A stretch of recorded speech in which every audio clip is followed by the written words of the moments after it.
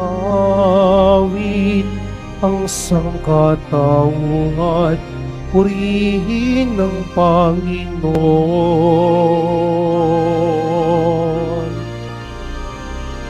Papuri sa kaitaasan, siya'y papurihan, Diyos ng lahat.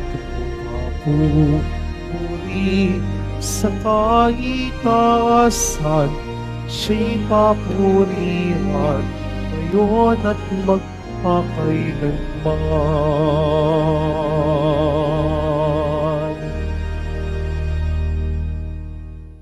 Sa ngalan ng Ama, ng Anak, at ng Espiritu Santo, Amen. sumainyo ang Panginoon. At sumaiyo rin. Mga kapatid, tinipon tayo bilang kaanib ng angkan ng Diyos. Kaya dumulog tayo sa mawaing Panginoon na nagpapatawad ng lubos.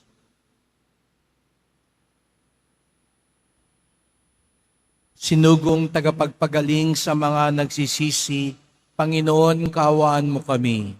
Panginoon, kaawaan mo kami. Dumating na tagapaganyayang mga makasalanan ay magsisi, Kristo, kaawaan mo kami. Kristo, kaawaan mo kami. Nakaluklok ka sa kanan ng Diyos Ama para ipamagitan kami. Panginoon, kaawaan mo kami. Panginoon, kaawaan mo kami. Kaawaan tayo ng makapangyarihang Diyos, patawarin tayo sa ating mga kasalanan at patnubayan tayo sa buhay na walang hanggan. Amen. Manalangin tayo.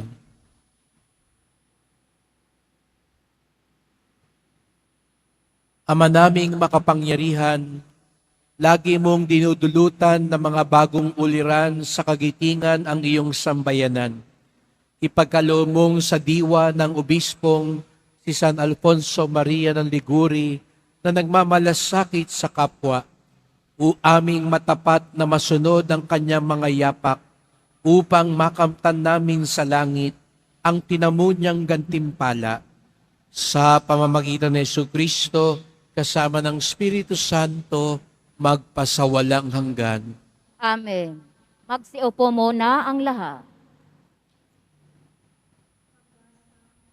Sa aklat ni Propeta Jeremias, sinabi sa akin ng Panginoon, magpunta ka sa bahay ng magpapalayok at may ipahahayag ako sa iyo. Nagpunta naman ako at dinatnang ko ang magpapalayok sa kanyang gawaan. Nakita kong kapag ang ginagawa niyang sisidlan ay nasira, minamasa niya uli ang luwad at hinuhugasan ng panibago. Pagkatapos, sinabi sa akin ng Panginoon, hindi ko ba magagawa sa bayang Israel ang ginawa ng magpapalayok sa luwad na iyon? Kayo'y nasa mga kamay ko, tulad ng luwad sa kamay ng magpapalayok. Akong Panginoon ang may sabi nito. Ang salita ng Diyos. Salamat sa Diyos. Mapalad ang kinukupkop ng poong Diyos ni Jacob. Mapalad ang kinukupkop ng poong Diyos ni Jacob. O kaluluwa ko, ang Diyos papurihan. Pupurihin siya at aking aawitan. Aking aawitan habang ako'y buhay. Mapalad ang kinukupkop ng poong Diyos ni Jacob. Sa mga pangulo'y huwag kang manghahawa, kahit na kaninong di makapagligtas. Kung sila'y mamatay, balik sa alabok. Ang anumang balangkas nila'y natatapos. Mapalad ang kinukupkop ng poong Diyos ni Jacob. Mapalad ang tao na ang kanyang Diyos na laging katulong ay Diyos ni Jacob. Sa Diyos na Panginoon umaasang lubos. Sa Diyos na lumikha niyang kalangitan, ng lupa at dagat, at lahat ng bagay. Mapalad ang kinukupkop ng poong Diyos ni Jacob. Magsitayo na po ang lahat.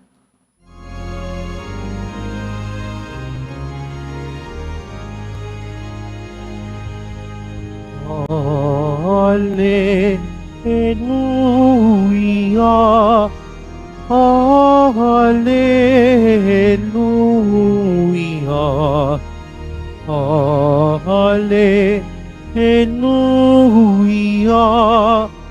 Hallelujah.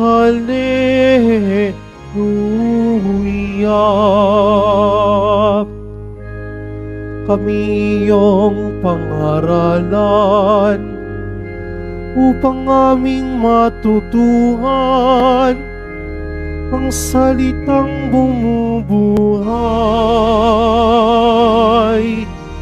Hallelujah.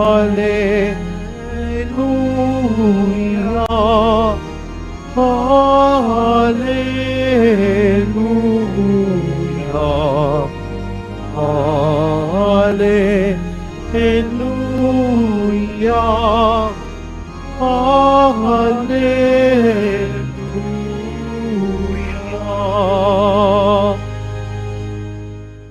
Sumainyo ang Panginoon. At sumaiyo rin. Ang pagpapahayag ng mabuting balita ng Panginoon ayon kay San Mateo. Papuri sa iyo, Panginoon. Noong panahong iyon, sinabi ni Jesus sa mga tao, ang paghahari ng Diyos ay katulad din ng isang malaking lambat na inihagi sa dagat at nakahuli ng sari-saring isda. Nang mapuno ay hinila ito sa pampang. At naupo ang mga tao upang pagbukod-bukurin ang mga isda. Tinipon nila sa mga sisidlan ang mabubuti, ngunit itinapon ang mga walang kwenta. Gayon din ang mangyayari sa katapusan ng daigdig. Darating ang mga anghel at ihiwalay ang mga makasalanan sa mga banal at iahagis ang mga makasalanan sa maningas na pugon. Dooy mananangis sila at magngangalit ang kanilang ngipin. Nauunawaan na ba ninyo ang lahat ng ito? Tanong ni Jesus. Opo, sagot nila. At sinabi niya sa kanila, kaya nga ang bawat eskriba na kumikilala sa paghahari ng Diyos ay tulad ng isang puno ng sambahayan na kumukuha ng mga bagay na bago at luma sa kanyang taguan. Nang masabi na ni Jesus ang mga talinghagang ito, siya'y umalis doon.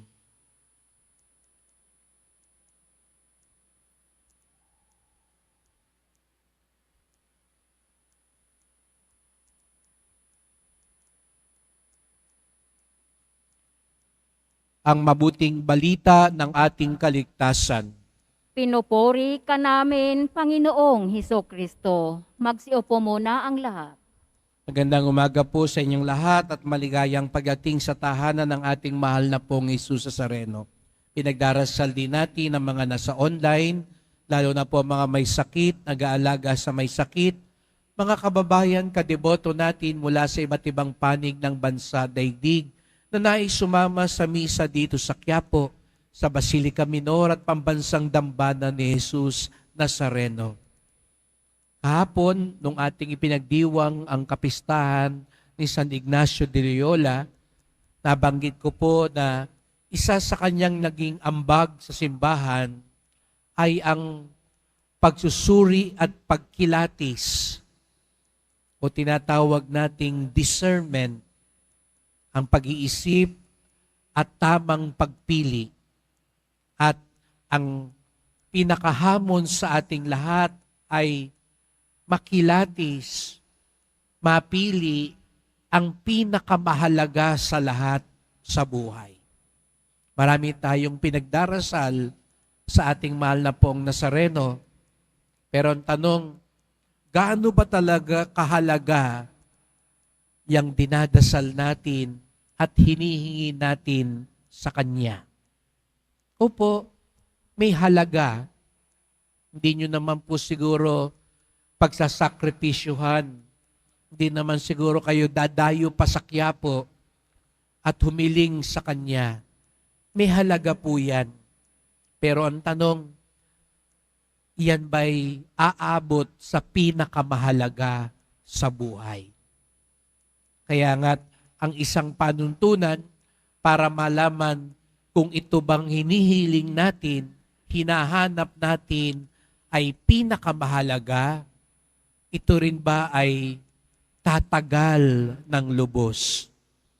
Kung hinihiling natin sandali lang, mauubos lang din sa loob lang ng ilang panahon, baka hindi pa ho yan ang pinakamahalaga. Sapagkat ang pinakamahalaga ay tatagal magpakailanman.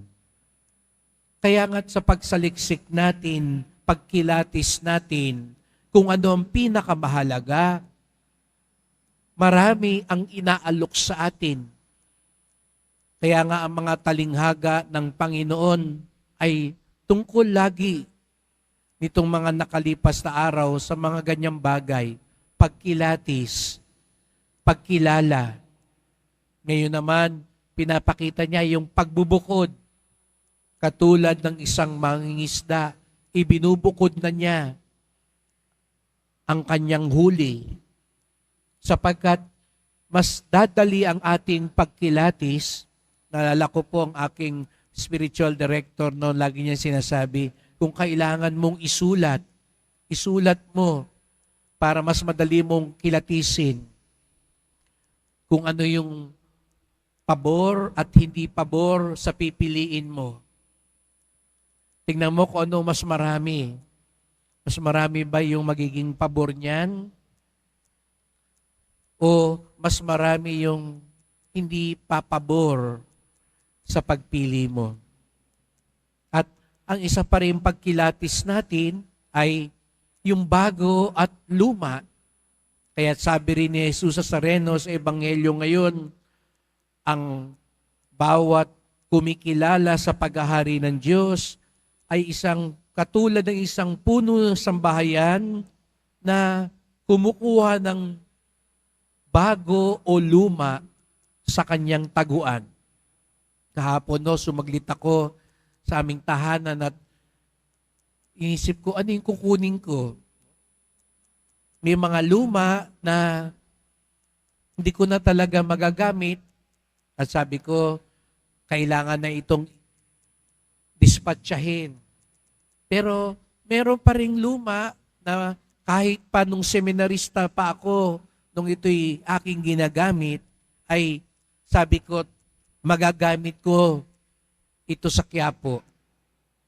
Ganun din sa buhay natin, mga kapatid. May mga bago at luma na dapat nating kilatisin. Hindi dahil luma na, yung iba sa atin, di ba ho, ang mga kabataan, laging sabihin, luma na yan, laos na yan, tigil na yan, itapon na yan. Pero may mga bagay-bagay na luma na dapat pa rin natin panatilihin. Sa kabilang banda, may mga bago na dapat din natin tanggapin. Kasi yun din namang ibang mga matatanda, sabihin din naman nila, ay, bago yan. Hindi pwede yan. Ito na yung nakasanayan na natin. Dito na lang tayo. Pagbago, minsan ang tingin na iba, masama yan. Kaya nga't mga kapatid, ang hamon sa atin, alin ang bago na dapat tanggapin? Alin ang luma na dapat tanggapin? Hindi dahil bago, sabihin natin, sumunod na tayo sa uso. Tayo na lang naiiwan. Tayo na lang yung napaka-konserbatibo. Halimbawa, ang katwiran ng iba, tayo na lang walang diborsyo. Ano bang klaseng bansa tayo? Patras yata tayo, makaluma tayo. Hindi dahil bago, uso, sasabay na tayo at sasabihin natin, yan na, dapat ganyan na tayo. Hindi rin naman dahil luma na, doon na rin tayo. Kaya tatanungin niyo ko, so ano ba talaga, Father? Bago o luma? Kaya nga napakahalaga ang pagkilatis, pagsusuri, pagninilay, upang mapili ang tama. At aminin natin, nagkakamali din tayo. Lahat naman ho tayo sa bandang huli, napapasabi ay mali. Akala ko kasi. Ngunit ang isang magandang balita pa rin sa atin ng Panginoon, kung nagkamali nga tayo sa pag-akap, akala natin tama, masama pala. Akala natin mabuti itong bago, masama pala. May pagkakataon tayong lahat. Kaya nga, napakaganda sa unang pagbasa, sinabi ni Propeta Jeremias, ang Diyos daw po ay parang magpapalayok. Hindi ko po alam kung nakakita na kayo na nagpapalayok. Sa probinsya ho namin, meron kaming isang kapitbahay na nagpapalayok at nung tuwing summer vacation, nagigiliw po akong manood sa kanya. Kumukuha siya ng putik, hinuhulman niya. At habang umiikot dun sa kanyang lalagyanan, napansin niyang hindi tama. Nagugulat ako minsan, pipisain niya uli para umpisahan uli ang paghuhubog. At sabi ng Diyos kay Jeremias, ako ang parang tagapagpalayok. Ihuhulma ko kayo at kung minsan kung kayo'y nagkakamali, uulitin ko uli. Bibigyan ko uli ng isa pang pagkakataon.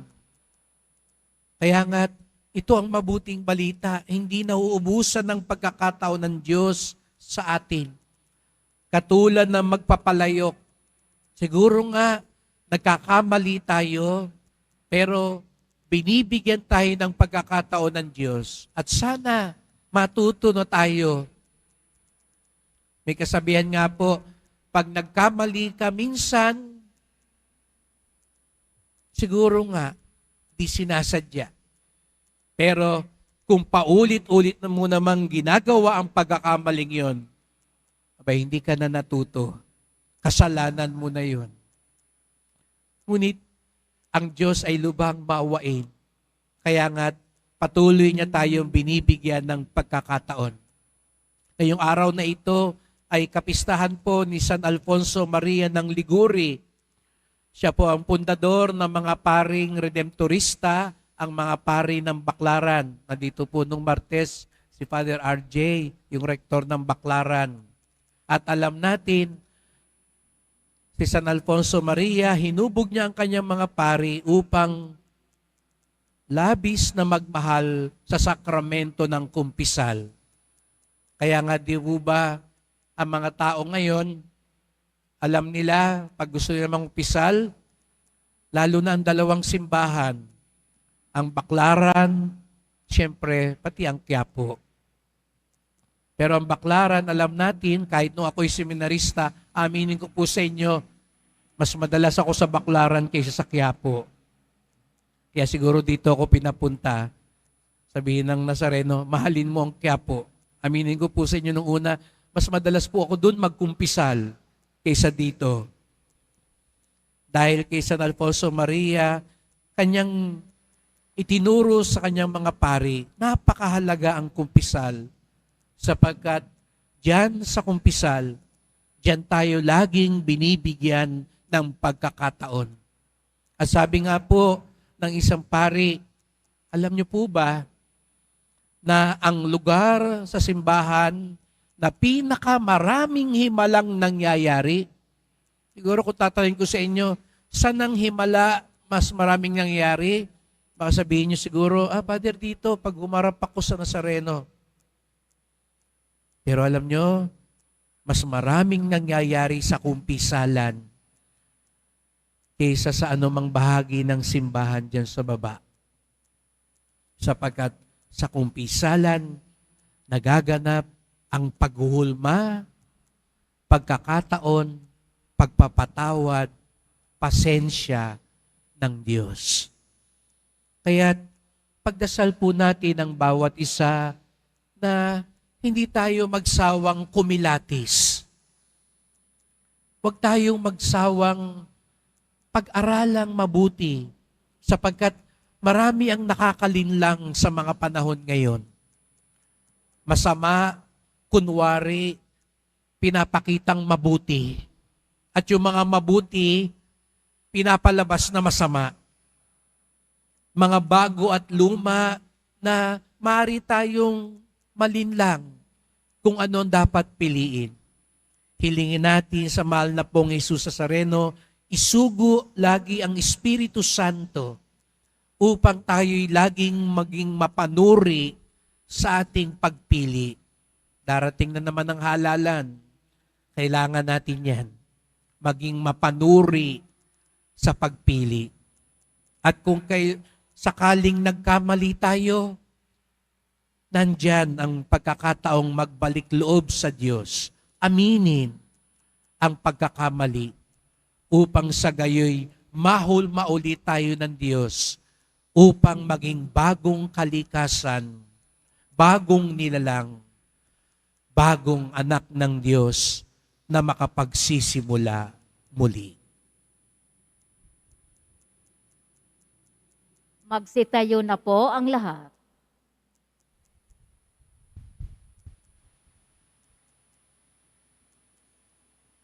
Mahal ko mga kapatid, tumugon tayo ng may pananalig sa paanyaya ng Diyos na pumasok sa kanyang kaharian.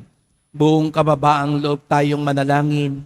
Panginoon, gawin mo kaming karapat-dapat sa iyong paghahari. Panginoon, gawin mo kaming karapat-dapat sa iyong paghahari. Ang simbahan naway huwag tumigil sa pagpapahayag ng Ebanghelyo sa lahat ng tao, dako, wika at kultura. Manalangin tayo. Panginoon, gawin mo kaming karapat-dapat sa iyong paghahari. Ang mga tao naway huwag manatiling sarado sa nakaugaliang kultura, bagkus mapayaman nila ang isa't isa sa kanilang pananampalataya kay Kristo. Manalangin tayo. Panginoon, gawin mo kaming karapat-dapat sa iyong paghahari. Ang mga walang-wala sa mundong ito naway maging mga tagapagmana ng kayamanan ng kaharian ni Kristo. Manalangin tayo. Panginoon, gawin mo kaming karapat-dapat sa iyong paghahari. Ang mga pinanghihinaan ng loob dahil sa bigat ng kanilang mga pagsubok at karamdaman, naway huwag ipinid ang kanilang puso at bagkus palalimin pa ang kanilang pananampalataya kay Kristo sa dinaranas nilang mga pagdurusa. Manalangin tayo. Panginoon, gawin mo kaming karapat-dapat sa iyong paghahari. Ang mga namatay naway tanggapin sa kaharian ng langit. Manalangin tayo.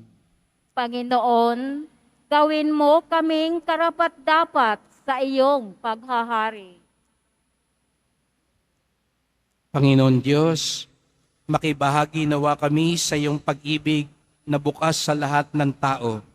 Tanggapin mo kaming lahat kasama ng aming kapatid na si Jesucristo, ngayon at magpasawalang hanggan. Amen. Magsiupo muna ang lahat.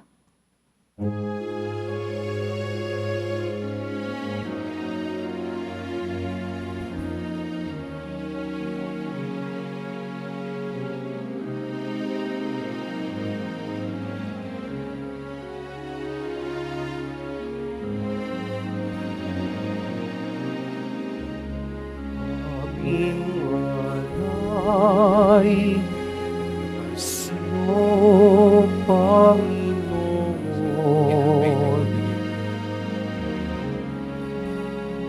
Ang tinapay at alak na iyong kaloob upang gunitain ang iyong buhay na inialay nang tayo'y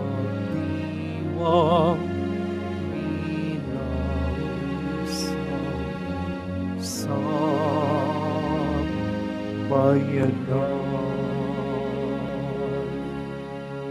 Magsitayo na po ang lahat. Manalangin kayo mga kapatid upang ating paghahain ay kalugdan ng Diyos Amang makapangyarihan. Tanggapin nawa ng Panginoon itong paghahain sa iyong mga kamay, sa kapurihan niya at karangalan, sa ating kapakinabangan at sa buong sambayanan niyang banal. Ama naming lumikha, pag-alabin mo ang kalooban namin sa ningas ng iyong Espiritu na ipinagkaloob mo kay San Alfonso Maria para maipagdiwang ang paghahain ito. Sa pamamagitan nito, ikaw ay magandugan ng sariling pamumuhay bilang banal na alay. Sa pamamagitan ni Jesucristo, kasama ng Espiritu Santo, magpasawalang hanggan. Amen. Sumainyo ang Panginoon. At sumaiyo rin. Itaas sa Diyos ang inyong puso at diwa. Itinaas na namin sa Panginoon. Pasalamatan natin ang Panginoong ating Diyos. Marapat na siya ay pasalamatan. Ama naming makapangyarihan, tunay ngang marapat na ikaw ay aming pasalamatan sa pamamagitan ni Jesucristo na aming Panginoon. Ngayong si San Alfonso Maria ay pinararangalan sa pamumuhay niyang totoong uliran at pagiging maasahan sa panunungkulan. Kaya't si Jesucristo na maasahan sa katapatan ay inihayag sa pangangasiwa sa sambayanan. Ang malasakit na mga ulirang tagapangasiwa noon ay nagpapatuloy magpahanggang ngayon sa mga panalangin kanilang iniukol, kaisa ng sambayan mong dito'y nagtitipon. Kaya kaisa ng mga anghel nagsisiawit ng papuri sa iyo nang walang humpay sa kalangitan, kami nagbubunyi sa iyong kadakilaan. Santo, Santo, Santo, Panginoong Diyos ng mga hukbo, napupuno ang langit at lupa ng kadakilaan mo. Husana sa kaitaasan. Pinagpala ang naparirito sa ngalan ng Panginoon. Husana sa kaitaasan. Magsiluhod po ang lahat. Ama naming banal, ikaw ang bukal ng tanang kabanalan. Kaya't sa pamamagitan ng iyong Espiritu, gawin mong banal ang mga kaloob na ito, upang para sa amin maging katawan at dugo ng aming Panginoong Jesucristo. Bago niya pinagtiis ang kusang loob na maging handog, hinawakan niya ang tinapay, pinasalamatan kanya, pinaghati-hati niya ito, iniabot sa kanyang mga alagad at sinabi, "Tanggapin ninyong lahat ito't kanin. Ito ang aking katawan na ihahandog para sa inyo."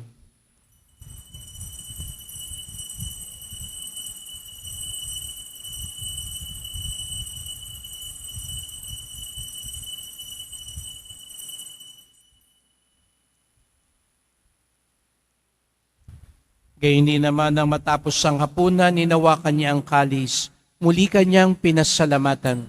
Iniabot niya ang kalis sa kanyang mga alagad at sinabi, "Tanggapin ninyong lahat ito tinumin.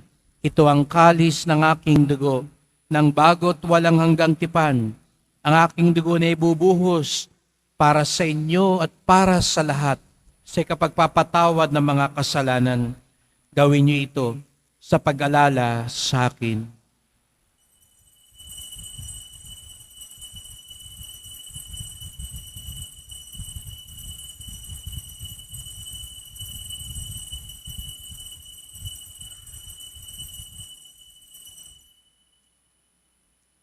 Magsitayo na po ang lahat. Ipagbunyi natin ang misteryo ng pananampalataya.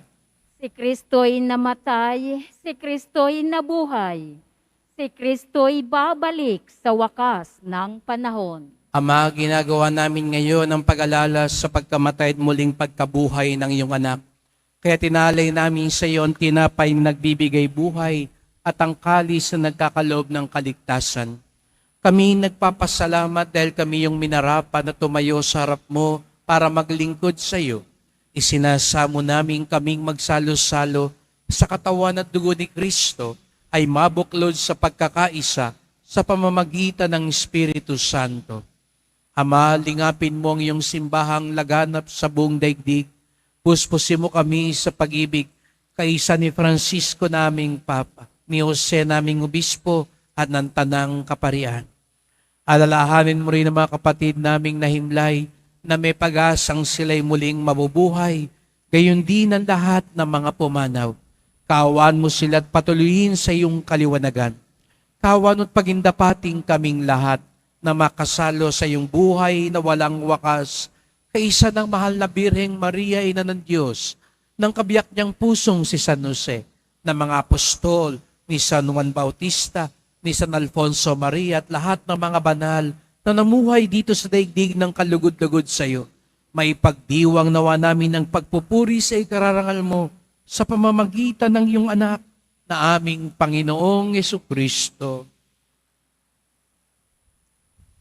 Sa pamamagitan ni Kristo, kasama niya at sa Kanya, ang lahat ng parangal at papuri ay sa iyo, Diyos Amang makapangyarihan, kasama ng Espiritu Santo, magpasawalang hanggan. Amen. Buong galang tayong tumawag sa ating Ama sa langit. Ama namin, Sumasalangit ka, sambahin ang ngalan mo. Mapasa amin ang kaharian mo. Sundin ang loob mo dito sa lupa para nang sa langit. Bigyan mo kami ngayon ng aming kakanin sa araw-araw at patawarin mo kami sa aming mga sala para nang pagpapatawad namin sa nagkakasala sa amin. At huwag mo kaming ipahintulot sa tukso at iadya mo kami sa lahat ng masama. hinihiling namin kami adya sa lahat ng masama, pagkalooban ng kapayapaan araw-araw, iligtas sa kasalanan, ilayo sa lahat ng kapahamakan, samantalang aming pinananambikan ang dakilang araw ng pagpapahayag ng tagapagligtas naming si Jesucristo. Sapagkat iyo ang kaharian at ang kapangyarihan at ang kapurihan magpakailanman. Amen. O Panginoong Jesucristo, sinabi mo sa iyong mga apostol, at ngayon sinasabi mo sa amin lahat dito, kapayapaan ang iniiwan ko sa inyo, ang aking kapayapaan ay binibigay ko sa inyo. Tunghayan niyo pong aming pananampalataya, huwag pong aming mga kasalanan, at pagkalooban kami ng kapayapaan at pagkakaisa, ayon sa iyong kalooban, kasama ng Espiritu Santo, magpasawalang hanggan. Amen. Ang kapayapaan ng Panginoon ay laging sumainyo. At sumaiyo rin. Magbigayan tayo ng kapayapaan ni Kristo sa isa't isa. Kordero ng Diyos na nag-aalis ng mga kasalanan ng sanlibutan, maawa ka sa amin. Kordero ng Diyos na nag-aalis ng mga kasalanan ng sanlibutan, maawa ka sa amin. Kordero ng Diyos na nag-aalis ng mga kasalanan ng sanlibutan, ipagkaloob mo sa amin ang kapayapaan. Magsiluhod po ang lahat. Narito ang ating Panginoong Jesucristo, ang kordero ng Diyos na nag-aalis ng mga kasalanan ng sanlibutan. Mapapalad ang inaaniyahan sa kanyang piging. Panginoon, hindi ako karapat-dapat na magpatuloy sa iyo, ngunit sa isang salita mo lamang ay gagaling na ako.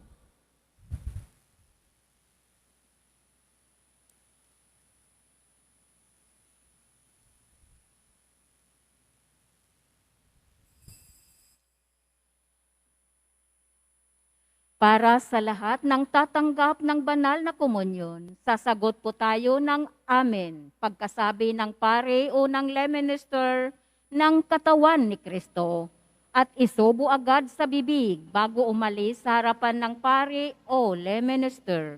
Sumunod po tayo.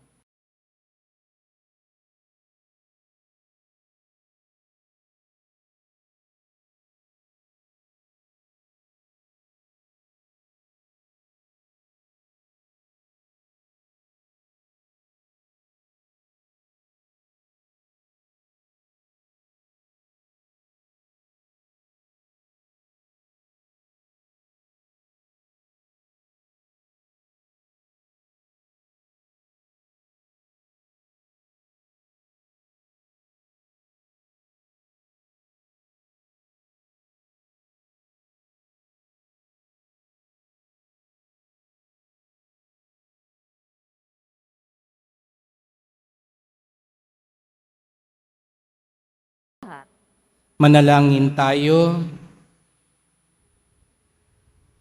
Ama naming mapagmahal, binigyan mo ng pagkakataon si San Alfonso Maria para matapat na gumanap at maglahad ng paghahain ng pakikinabang. Lagi nawa niya naming tanggapin ito at sa pagtanggap namin ay tumanaw kami ng utang na loob sa iyo. Sa pamamagitan ni Jesucristo, kasama ng Espiritu Santo, magpasawalang hanggan. Amen. Salamat po sa inyong pagpunta dito sa Quiapo. Ingat po kayo sa pag-uwi. Salamat po sa mga naglingkod sa misa at sa inyong tulong sa simbahan. Mga pamisa, love offerings, online donations, sa mga nagdadala po dito ng bigas, delata at iba pang pangayuda. Ang simbahan ng Quiapo ang isa sa mga unang tumutugon sa panahon ng kalamidad at tayo po ngayon ay partner ng Caritas Manila sa patuloy na pagtulong sa mga binaha at mga nasalanta. At tuwi na, buwan-buwan, tayo po'y tumutulong sa mga parokya at kumbento na may mga programa para sa mga mahihirap. At nagagawa natin yon dahil po sa inyo. Sapagkat ang debosyon natin sa Poong Nazareno ay nagtuturo sa atin magmalasakit sa ating kapwa. Lalo nawang maging maigting ang ating pagsusuri at pagkilatis upang mapili ang tama sa mali mula sa bago at luma upang tunay na maganap ang kalooban ng Diyos sa ating buhay.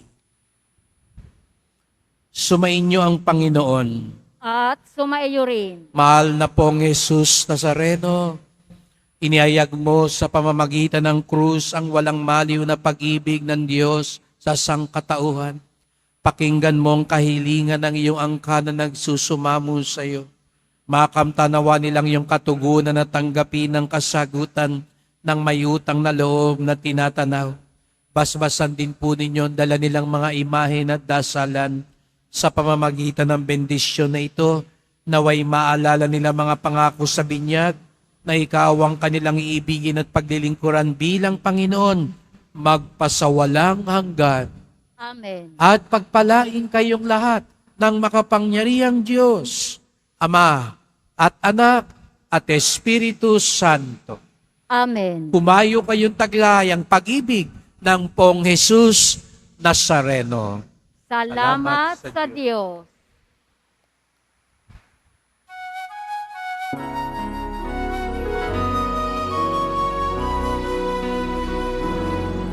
Nuestro Padre Jesus Nazareno, sinasamba ka namin. Pinipinto ka namin. Aral mo ang aming buhay at kaligtasan. Sa Padre Jesus Nazareno, iligtas mo kami sa kasalanan. Ang krus mo'y namatayan ay sa isang ng aming kaligtasan. Nuestro Padre Jesus Nazareno, dingarangal ka namin. Nuestro Padre Jesus Nazareno, inuwalhati ka namin. Nuestro Padre Jesus Nazareno, dingarangal ka namin. Nuestro Padre Jesus Nazareno,